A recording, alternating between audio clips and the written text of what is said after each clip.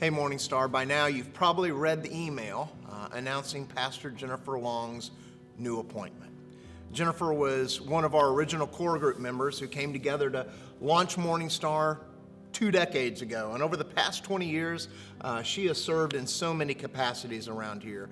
Started with coordinating our nursery, then our 2-year-olds, and our mission and outreach.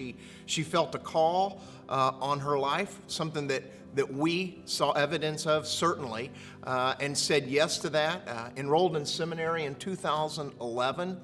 She joined our staff 7 years ago, back in 2013. She was then our director of mission and outreach. In 2014, she took a conference position and traveled around the state, raising awareness as well as money, like $1.3 million for Imagine No Malaria. And she had her own bout with malaria while pregnant with Jacob.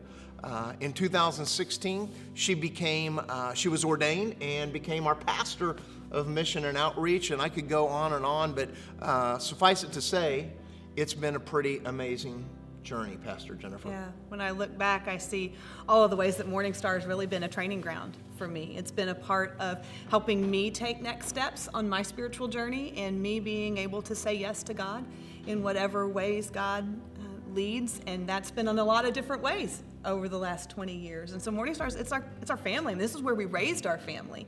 Yeah. And so it really is just a part of who we are. Yeah, We've been family and taken some family steps together, like Abraham on that journey, always being called to something new, and like Abraham, who probably thought he was going to live in the same place forever. I thought you probably thought you were going to be here at Morning Star, retire from here, right? Right. It just never really occurred to me that we would ever be anywhere else until probably about a year ago was whenever I really started feeling God nudging me towards opening my mind to that. And so last summer I had shared with you and with Pastor Keith that I felt like God was calling me to lead a church. And I really was scared about that and said, I don't really want to do that, but I think I'm supposed to.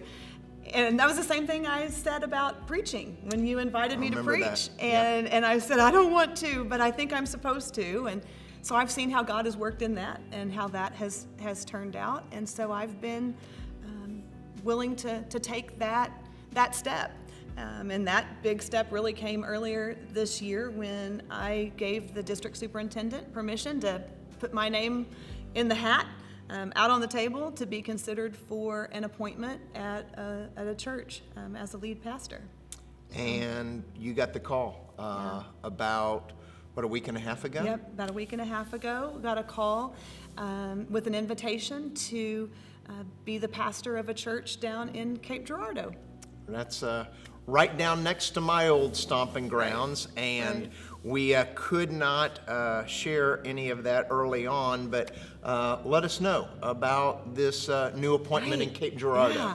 What a great opportunity. Yeah, it's Centenary United Methodist, and it is in the downtown area of Cape Girardeau. It's like 5 blocks from the Mississippi River, so I'm really excited about that.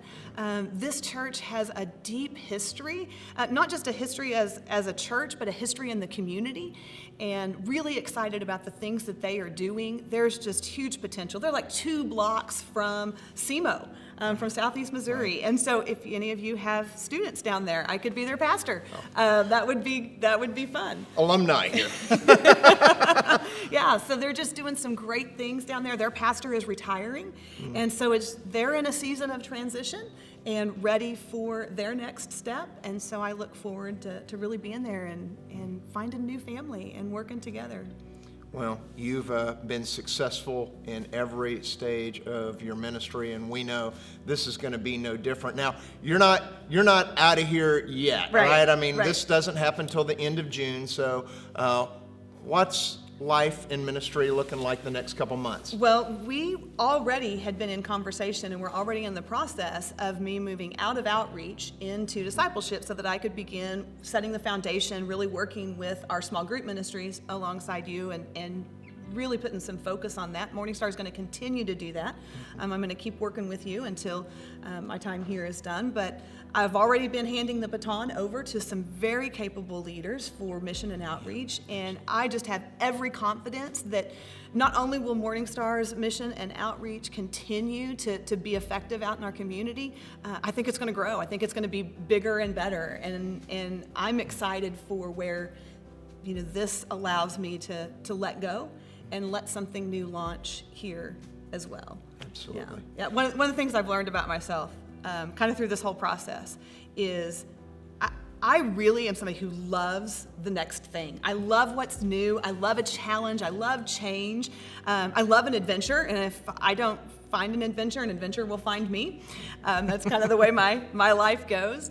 But what I've also learned from that desire to always be looking at what God has next, I have a hard time letting go of what I already have. And so this is really forcing me to be open-handed. I've walked around like this for about 2 months going, okay, just open-handed. I can't keep trying to grab hold and take control. I have to be open-handed and trust that God really is leading. And with that, I can know that wherever I end up is going to be the place where God's going to meet me there. And He's calling us to let go too, and that letting go can be difficult, especially when we've shared so much together over the 20 years. And you will always be one of us here at Morning Star, and we are certainly, while we're saddened for the loss, and we grieve that, we've learned that, hey, we have to grieve losses and be real about that. At the same time, we're so excited for you. We're so proud of you, and we're going to be sending off Pastor Jennifer the weekend of May 30th and 31st. We don't have all the details, but we're gonna do something to express our gratitude and thanks for the amazing ways that Pastor Jennifer has shared her life and her family has shared her life with us. Hey, before we say goodbye here, Pastor Jennifer, share with us how we, as your church family, can be in prayer for you and your family in the midst of this transition. Well, there certainly is grief. It's where the tears come. There have been a lot of tears because it's real. There is definitely loss here. And so prayers that, particularly for my kids, big change. It's exciting also, though, because they have seen this call in me as well, and they have affirmed that. And so they know that this is a right next step. But for all of us, we're trying to hold that tension between the grief and the loss and the joy and the excitement of what comes next. And so just prayers that we do that well for all of us as we, Chris and particularly the younger two boys, because they're still at home. The older two are away kind of doing that adult thing. And so it doesn't affect them as much, but this is their childhood home and all of that. So just prayers that we are real and authentic in all of those emotions. Absolutely. Well, we've got a couple months where we will work through those things as best we can and trust God for His provision for you and for those of us at Morning Star. Thanks for joining me. I know this has been a blessing to the people who've tuned in as you've been a blessing to us. Hey, God bless you. We'll see you in worship this weekend as Pastor Jennifer brings the message.